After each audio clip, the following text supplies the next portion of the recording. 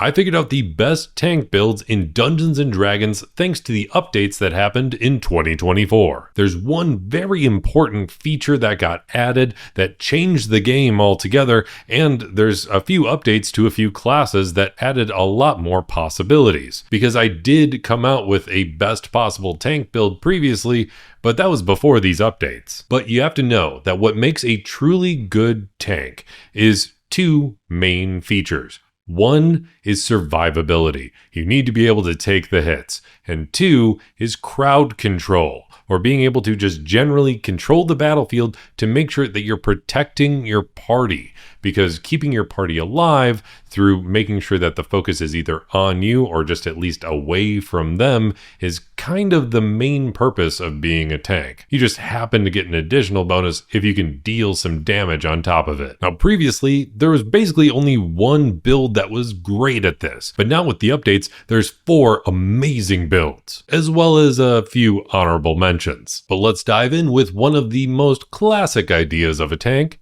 a barbarian. Barbarians get the highest starting health by default in Dungeons & Dragons, and they get to hang on to that health a little longer thanks to having resistance to a bunch of different types of damage while they're raging. That, along with the ability to equip a shield, definitely takes care of the survivability. But when it comes to the battlefield control, the one feature that got added in 2024 is a weapon mastery, and barbarians get access to this. Weapon masteries allow you to add specific abilities on top of basic weapon attacks, as long as you have access to the mastery of them. And frankly, there's only 3 weapon masteries you really want to focus on, at least when it comes to tanking, and that's push, topple, and slow. Push is obvious, you just push an enemy 10 feet away. It only works if the enemy is large or smaller, but if you've positioned yourself between the enemy and an ally, this is a lifesaver, and there's not a limit to this. So if you have multiple attacks, you can push them 10 feet with each attack. Slow is slightly more limited, but if you are far enough away from your party while making sure that the focus is on you, you can slow an enemy by 10 feet. But that is the maximum you can add as part of this weapon mastery feature. You can't stack this ability. Then there's topple, which is absolutely amazing, but the only downside is it does require a saving throw, meaning there's a chance it could fail. But topple forces a constitution saving throw, and if they fail, they're knocked prone. And a creature that is knocked prone has to spend half of their movement to get up, meaning that you can really lock down the battlefield in the right conditions. But barbarians get to take this a little further, thanks to the mixture of reckless attack with a new feature called Brutal Strike. You can really control the battlefield a lot better. Reckless attack would give you advantage on all of your attacks, but Brutal Strike allows you to give up advantage on one of those attacks on your turn to add an effect. You can either add Forceful Blow or Hamstring Blow. Forceful Blow allows you to push a target 15 feet away and then move up to half of your movement speed directly towards them while not provoking an opportunity attack. Or there's Hamstring Blow, which allows you to reduce a target's speed by 15 feet. And at really high levels of Barbarian, you get improved Brutal Strike, so you can actually add both of these at once if you want to. Not to mention, this doesn't conflict with weapon masteries. So if you want to push them 25 feet with your push from your weapon mastery and your push from your Forceful Blow, you can do that. Or if you want to push them with Forceful Blow and reduce their speed with the slow weapon mastery, you can do that too. But there's a way to make the overall battlefield control as a barbarian even better, and that's with the new subclass, Path of the World Tree. And this is an absolutely amazing addition to being a tank in both survivability and battlefield control. Because right when you take this subclass at level 3, you get Vitality Surge, allowing you to have a huge boost of a shield of health of temporary hit points equal to your barbarian level. Don't forget you have resistance, so that shield of health is going to last a little longer. Then you can help protect your allies with life-giving force, allowing you to add a shield of health on them for some temporary hit points to an ally within 10 feet of you. And you can choose a different ally on each turn if you want to. So you can just be spreading around a bunch of shielding health, just constantly, because this kicks in at the start of each of your turns while you're raging. You don't even have to spend an action or a bonus action to do it. And then amping up the battlefield control at level 6 of being a World Tree Barbarian, you can actually target any creature within 30 feet of you, and as a reaction, teleport them to within 5 feet of you and drop their speed to 0. The only requirement is that they fail a strength saving throw.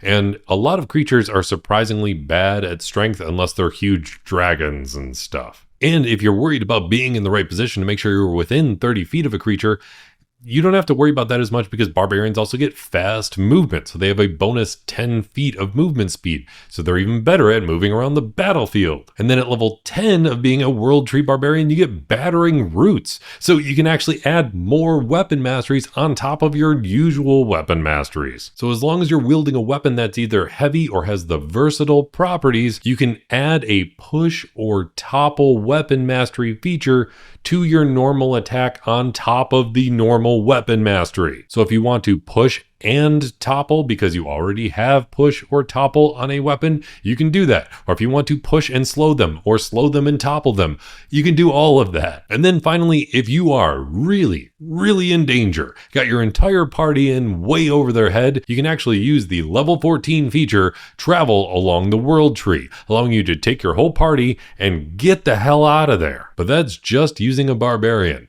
There's another build that is great, especially utilizing these weapon masteries, and that's going with a fighter. Being a fighter and adding in your weapon masteries added an insane amount of versatility and battlefield control while also being able to protect your allies. You have great survivability as a fighter because you have access to every type of armor and shields, and you also have the ability Second Wind, so as a bonus action you can regain a bunch of health equal to 1d10 plus your fighter level, and you get a bunch of different weapon masteries as you level up through fighter.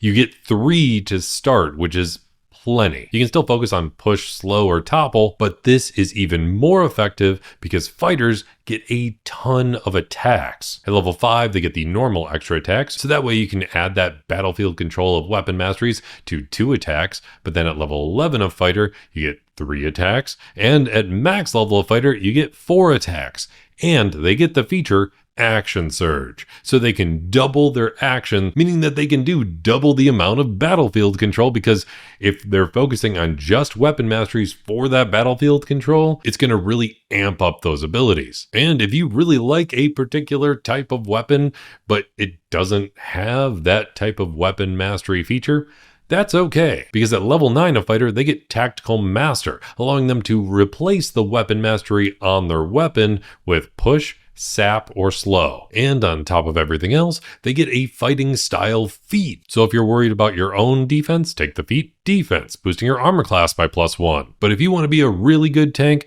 I would focus more on protecting your allies with either Protection or Interception. Protection allows you to take your shield and impose it in front of an ally, forcing disadvantage on one of your enemies that's trying to attack somebody other than you. Interception allows you to reduce the damage that would go towards one of your allies by 1d10 plus your proficiency bonus. And don't forget, there's tons of other non-fighting style feats you can throw in, like Sentinel or Tough, to really boost up the survivability or protection of your allies.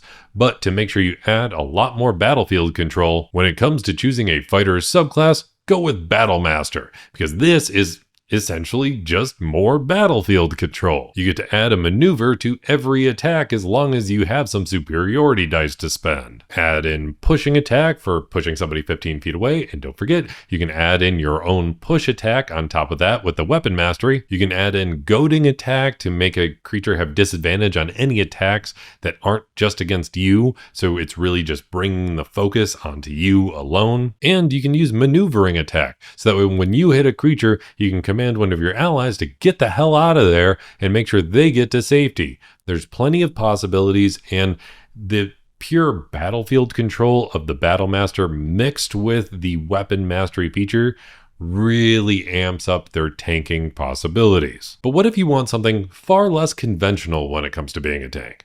Maybe you want to be a pure caster, but still somehow be a tank at the same time. And there's definitely possibilities here. There's Forge Clerics, which are definitely a pure caster while being able to have very heavy armor, but they don't have enough battlefield control. But there's been an update to a particular class that makes this a unique possibility. You see, now you can be a dwarf, and dwarves used to have a slower run speed, but now their speed is just 30 feet.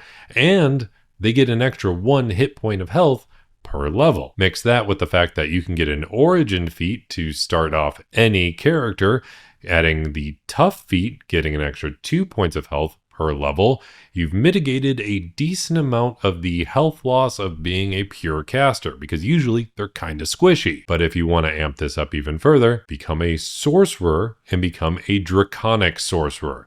They get an extra point of health per level, meaning that being a tough dwarf draconic sorcerer, you are now getting more health per level than a barbarian. And if you're worried about more survivability on top of this, a draconic sorcerer gets some other benefits. Like they have some scaly skin, like a dragon, because it's a draconic sorcerer, meaning that their armor class, now by default, is 10 plus their dexterity modifier plus their charisma modifier, because charisma is the spellcasting modifier for sorcerers. Not to mention, most casters get access to the spell shield if they feel like they're really going to get hit with a strong attack, which will boost their armor class by +5 for the turn. And I know it's a bit weird being a caster tank, especially if it's just a sorcerer, but they get other benefits too, like elemental affinity. So if you're in a campaign that is very focused on a particular type of damaging element, like you're constantly surrounded by fire,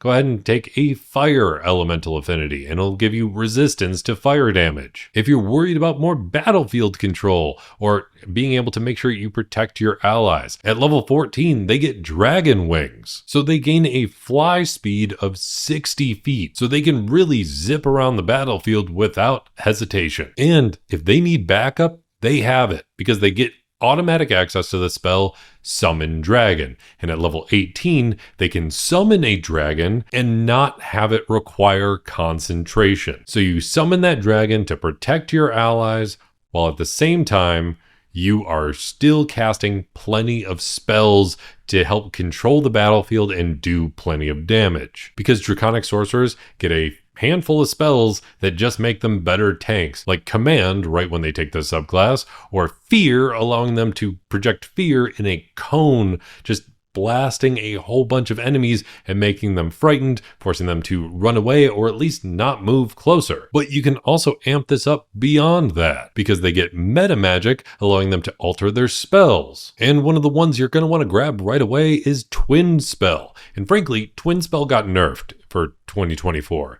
It was a little bit of a disappointment. Twin Spell makes it so you can target 2 creatures with a single target spell instead of just 1.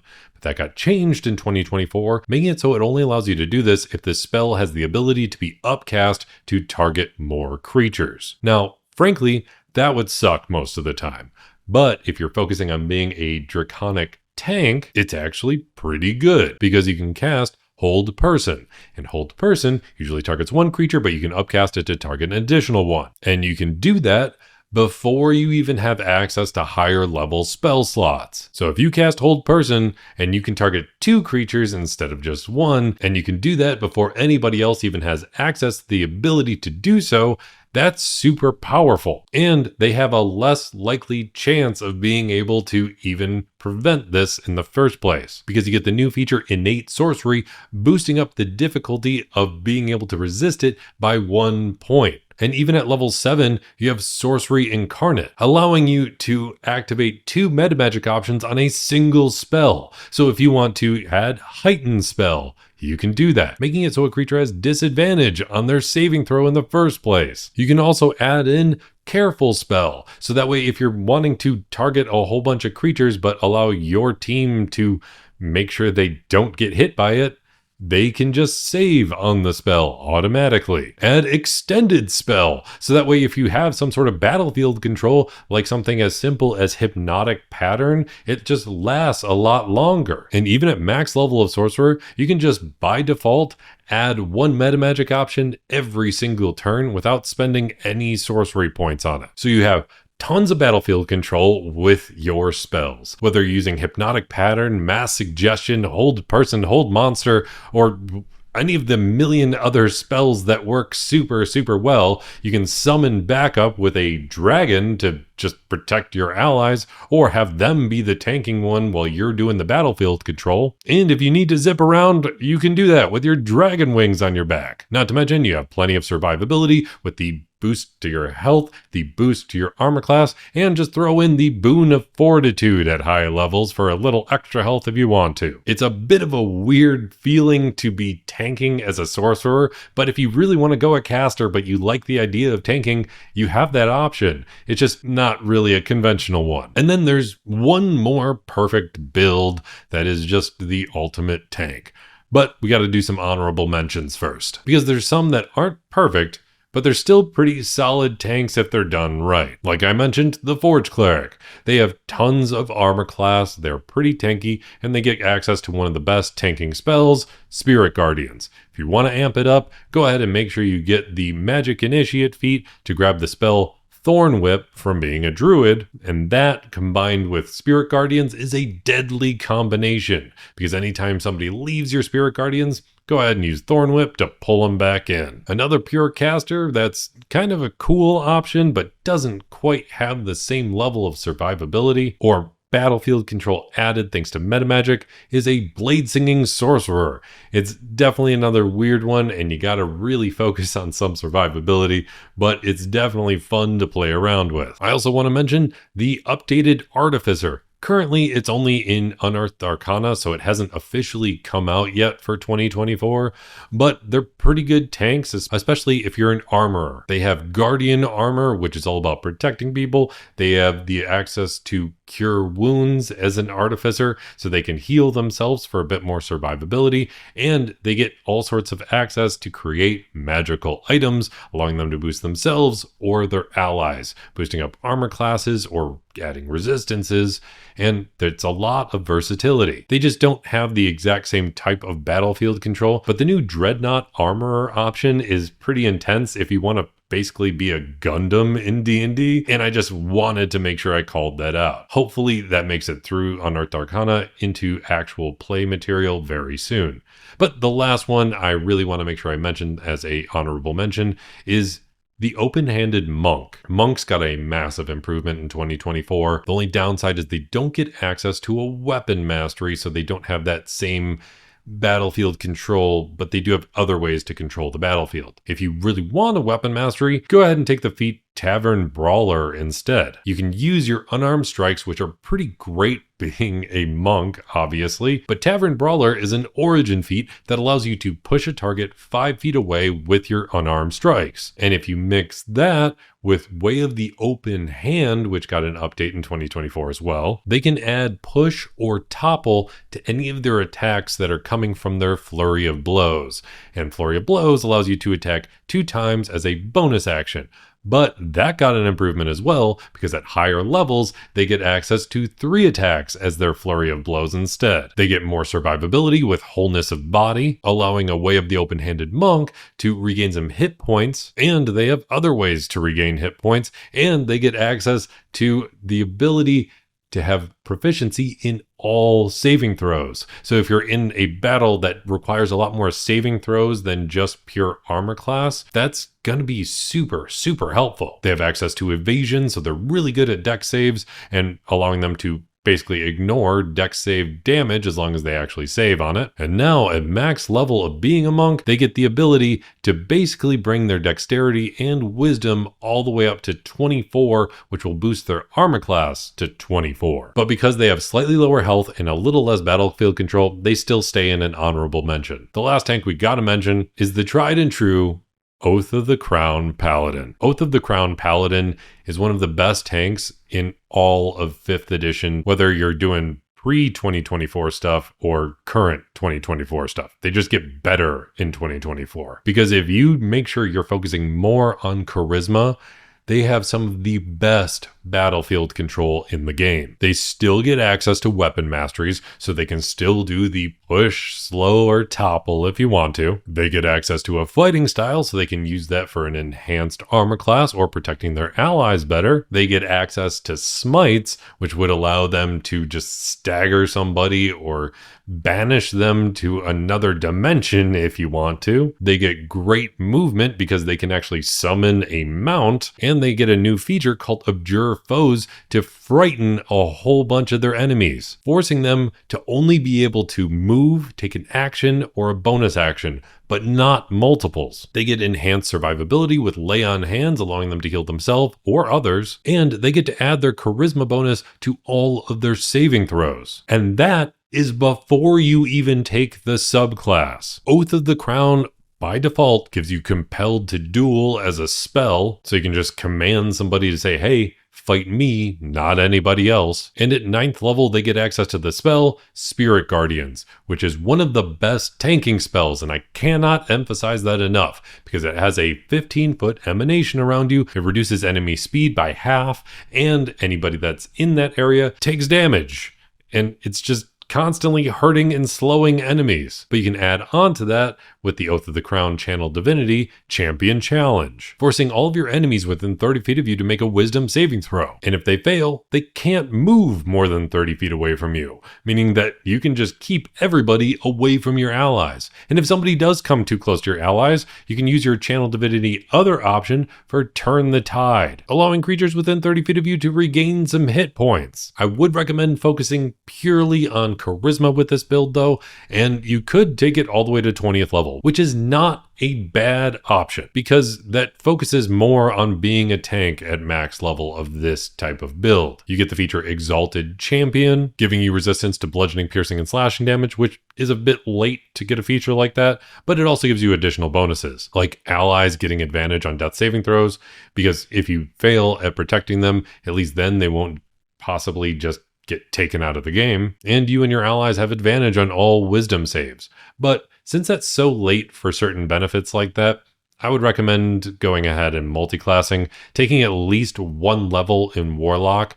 Now, Warlocks don't get their subclass right away, but that's okay because the main reason you want to do that is because it'll give you access to a couple more spells, mostly a ranged option with Eldritch Blast, and you also can choose Pact of the Blade right away, and Pact of the Blade got an improvement in 2024 because it allows you to take it right at first level, and you can then use your Charisma modifier for all of your weapon attacks, meaning that as long as you have 15 strength to make sure you have the heaviest armor imaginable, you can just focus on Charisma and then put all of your extra points into more feats or constitution or whatever you want. And you don't have to stick with being a Hexblade like you used to. If you want to put more levels in Warlock, you can do that and take any possible subclass that you want to fit in. But frankly, I'd probably go with a Fiend Patron if you're taking at least 3 levels in Warlock, because that makes it so any creature that's completely annihilated within 10 feet of you, you actually get a bit of temp HP. But I'd probably only take 1 level in Warlock at this point because you'd want to make sure you get that epic boon. But those are the best tank builds now with all of these updates out. And I cannot wait to see what happens, especially with the Artificer. I really love Artificers, even though they're dangerous to include in your campaigns with the fact that they can attune to more magic items. But if there's a entire feature or tank build that I missed, let me know in the comments down below. And if you want access to the character sheets for an optimized version of every build that I mentioned here, feel free to check out my Patreon. And if you made it all the way to the end of this video, let me know by hitting that like button, and I'll be here helping you roll at least 3 nat 20s in your next D&D session, especially if you want to be an ultimate tank in Dungeons & Dragons.